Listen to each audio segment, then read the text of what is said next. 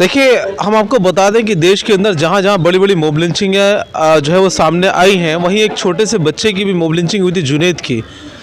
वो दर्द, वो वक्त भुलाया नहीं जा सकता जब नफ़रती आंधी के अंदर इन तमाम जो है हमें क्या नाम दें, क्योंकि ये बेगुनाह लोग मारे गए हैं। उनके एक परिवार के सदस्य हमारे साथ हैं। आज भी कहीं ना कहीं उस नौजवान को याद किया जाता होगा। क्या नाम है आपका? सर मेरा नाम MD कासिम है और मैं फरीदाबाद से हूँ।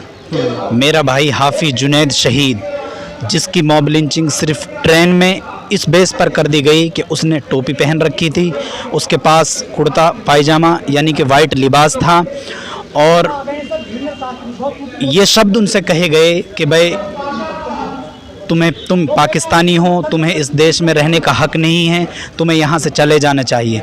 अब आप सोचिए सर, एक बच्चे से ये बोला जाता है कि तुम इस देश के नहीं हो, तुम्हें पाकिस्तान चला जाना चाहिए, जिसको ये नहीं पता कि पाकिस्तान किधर है, कहाँ पर है।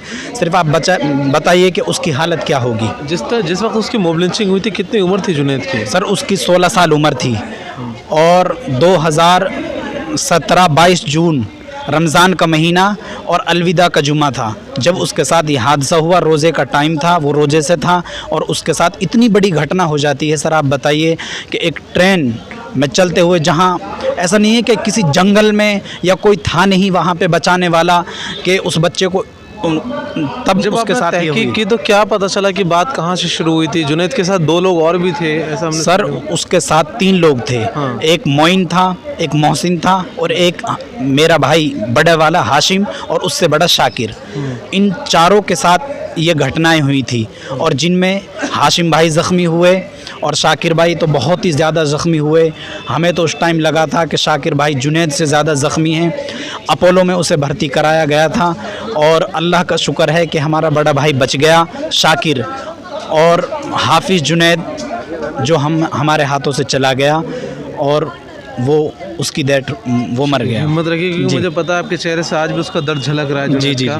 और पूरा हिंदुस्तान कहीं ना कहीं खड़ा था उसके इंसाफ की लड़ाई के लिए। बेशक पूरे हिंदुस्तान में हर जगह, और जिसके अंदर भी इंसानियत थी, यानी कि जिसके अंदर भी एक मासूम बच्चे का दर्द था, उसने भी आवाज़ उठाई, और वो भी जंतर मंतर पर पहुंचा। सरकार के कानों तक ये आवाज़ गई है, लेकिन आज तक कोई इंसाफ नहीं है, ना कोई मजलूमों की सुनने वाला है। और जुनैद के अपराधियों के साथ क्या सज़ा मिली? उनको क्या पकड़ा गया? उनको कुछ सज़ा नहीं हुई। सिर्फ और सिर्फ 26 दिन के अंदर एक मर्डर केस में, आप बताइए, इंडियन गवर्नमेंट जमानत दे देती है, जबकि मर्डर केस में 3 महीना से पहले कोई जमानत नहीं है, और 1 साल के अंदर 6 मुजरिमों को छुटा लिया जाता है।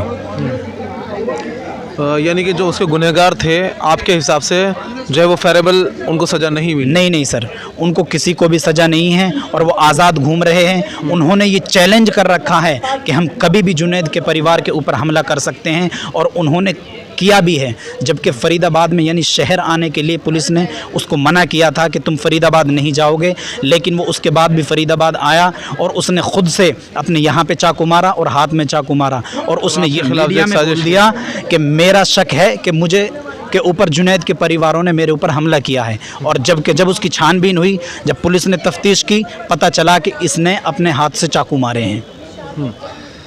आज लेकिन कहीं ना कहीं ये तमाम तरह की जो अंबेडकर समाज पार्टी है, इन्होंने जो है जुनैद को याद किया, आपको बुलाया, उसको जो है कहीं ना कहीं उसको खिराज अकीदत पेश की गई, तो कैसा महसूस हो रहा है? सर महसूस तो जब होगा कि जब हम कुछ उनके लिए कुछ कर पाएंगे। यानी कि किसी भी देश के अंदर जितने भी मॉब लिंचिंग हुई, या जितने भी बच्चियों के साथ रेप हुए, या किसी के साथ भी जुल्म हुआ, उनको एक को भी सर इंसाफ मिलता। आप देख लिए सर, जो भी तबरेज़ अंसारी, उसके मुजरिम बाहर हैं, और ये सबोत कुमार इंस्पेक्टर था सर, उसकी लिंचिंग कर दी गई, उसको मार दिया गया, उसके मुजरिम बाहर हैं। चंद्रावटी में? जी, चंद्रावटी सियाना बुलंदशहर में। अब और हाफिज जुनैद के मुजरिम सब बाहर हैं, पहलू खान के मुजरिम सब बाहर हैं। उनके घर वाले इतने बेचारे सादा सीधे लोग हैं कि वो अपनी लड़ाई कैसे लड़ें सरकार से पता नहीं। उनकी माँ बेचारी मर चुकी है, और हम तो यही दुआ करेंगे कि लोग उनके साथ जुड़ें और उनको उनके वालिद साहब की यानी पहलू खान को इंसाफ दिलाएं, और जितने भी ऐसे लोग हैं यानी कि सबके साथ हमें खड़ा होना पड़ेगा और देश के लोगों को खड़ा होना पड़ेगा, तब जाके लोगों को इंसाफ मिलेगा और तब जाके ये सरकार का गुरूर खाक में मिलेगा। आपको क्या लगता है कि कहीं ना कहीं वो देश के जो है नफरती नेताओं ने जो भाषण फैला रखा है राजनीति को लेकर, अपनी अपनी सत्ताओं को लेकर, कहीं ना कहीं जुनैद शायद उसी की भेंट चढ़ा है? सर यही है, यानी कि सरकार को जो भी चुनाव लड़ता है उसे लगता है कि मैं नफरती भाषण दे दूं, मैं मुसलमानों के ख़िलाफ़ बोल दूं, मैं दलितों के ख़िलाफ़ बोल दूं, ताकि समाज में मेरी पहचान बन जाए कि भाई ये तो मुसलमानों के ख़िलाफ़ है,